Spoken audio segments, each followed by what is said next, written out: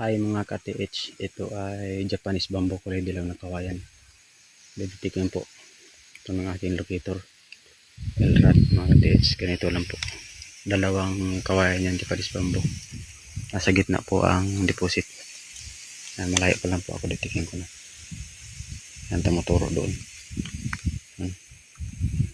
Punta doon sa kawayan, sundan lang natin.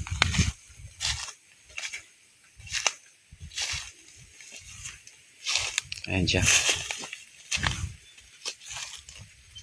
Ayan ka-TH. Ito yung isa Japanese bamboo na dilaw. Tapos ayun naman, bali ang target nandito sa pinakagitna. Diditikin ko po.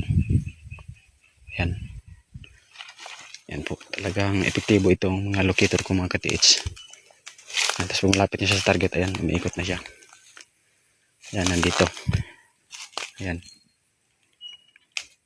Ito mga ka-TH, ito sa gitna ng kawayan.